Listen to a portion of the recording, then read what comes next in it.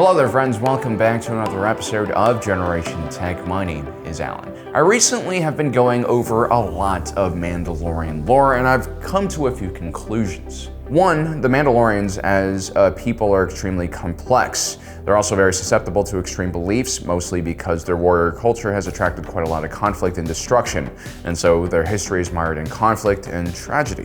I've also learned that many of these smaller extreme factions all hold a piece of the larger puzzle that will lead to the unification of the Mandalorian people once again. And with the release of The Mandalorian and the Book of Boba Fett, I'm starting to sense that all of these pieces, from the Children of the Watch, to the Night Owls, to Djarin and Go-Gurt, to even Boba Fett, will eventually come together in one satisfying conclusion. How exactly that will happen? Well, I'm not really sure because the Force is not clear. How convenient. The other thing that really stood out in my research was how one of the main pieces of this puzzle seems to be misplaced, and that is the Darksaber. The Darksaber was created by Vizsla. He was both Mandalorian and also a Jedi. His sword would represent the position of Mandalore for all future generations. According to the Mandalorian tradition, the only way to gain control of the sword is by defeating whoever wields it in combat. Now, I think obviously this is a very regressive and stupid way to pass political power from one Mandalore to another. I generally find free elections to be superior to duels to the death.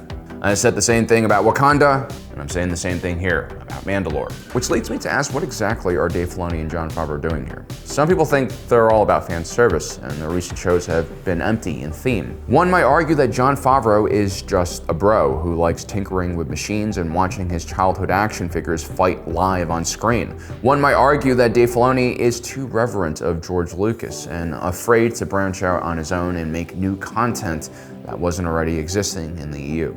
While I'm not really sure any of this criticism is accurate, what I am sure of is that Dave Filoni and Jon Favreau both understand that Star Wars, as a franchise, needs to have a deeper meaning. The original trilogy had narratives about tyranny and hope. The prequels doubled down on the tyranny and how a republic could quickly collapse into an empire through fear and uncertainty. And the sequel trilogy had the most important lesson of all: plan out your entire trilogy before you start filming the first episode. The Mandalorian and the Book of Boba Fett have both been quite popular so far, but they seem to be a bit aimless as of now, especially the Mandalorian TV show with its more serial nature. However, looking back at individual episodes, I'm starting to see the seeds being planted for future content.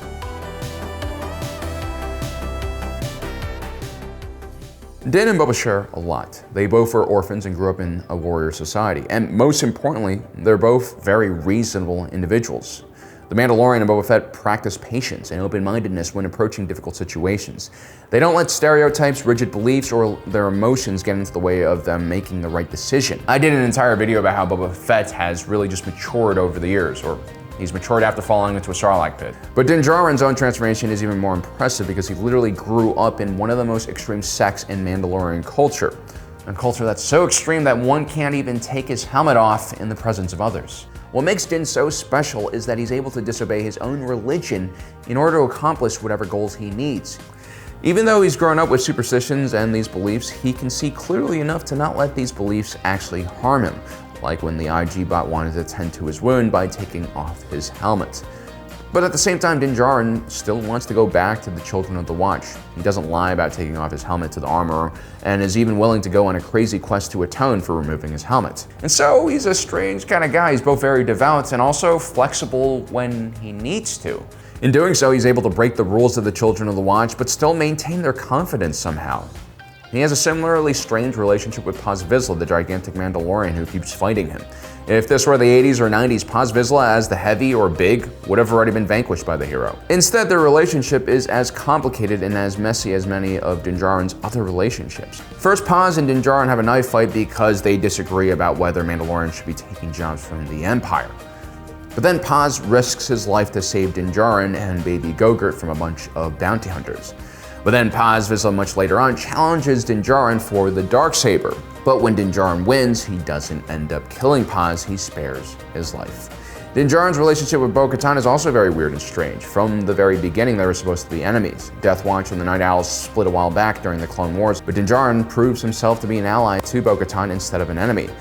He even tries to gift her the Darksaber, something she clearly still has some interest in. Later on, Din Djarin is even able to broker a peace between himself and the remaining Jedi in the galaxy, which is an incredible feat in itself.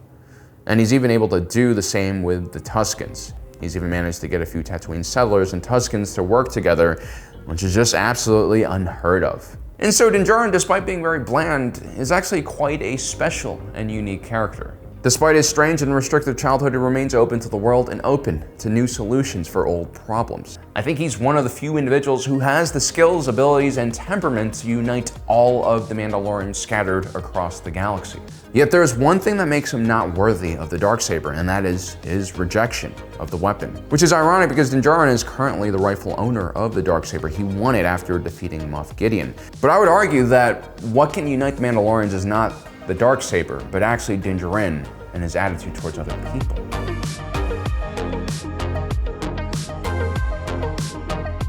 You see, the Darksaber is commonly seen by fans as the symbol of leadership for all Mandalorians, but actually in universe, it's a little bit different. It is the Darksaber, a symbol for the leader of House Vizsla, and later the group known as Death Watch. And to confirm that, a word from Vizsla. It was forged by my ancestor, founder of House Vizsla.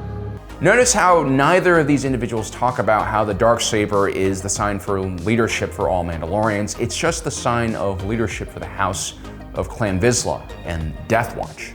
By the way, the first guy you saw talking was Fen Rao, and he belongs to the Protectors of Concord Dawn. They are as neutral of a faction as you can get in the Mandalorians. They oftentimes served as lawkeepers for the system and personal bodyguards to the ruler of Mandalore.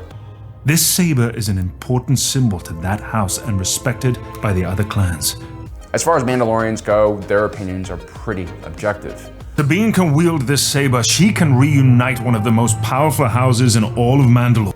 Now, Clan Vizsla is extremely important to Mandalorian history. Vizsla was one of the most powerful Mandalores, and he was Force sensitive and brought peace between the Jedi and the Mandalorians, or so we're told.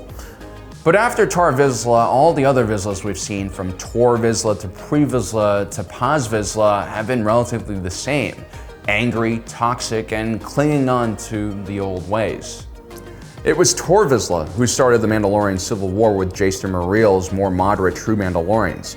It was Death Watch who started another civil war with the new Mandalorians. It was Vizsla who thought he could control Maul and handed the entire planet to him as a result. And the most recent Vizsla, Paz, is so incompetent that he can't even pick up the Darksaber, even though this lightsaber technically belongs to his family line. The flaw of all these men was their inability to think rationally. Their adherence to tradition and inability to adapt their people to the changing world around them was their ultimate failure. And the Darksaber is a representation of that failure. And so the Darksaber is not only the symbol of House Vizsla, it is also the symbol of how House Vizsla has failed Mandalorian culture time and time again.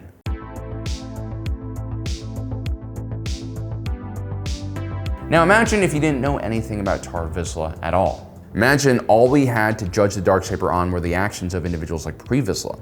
Suddenly the Darksaber doesn't seem like a tool of leadership, but a tool of oppression and destruction.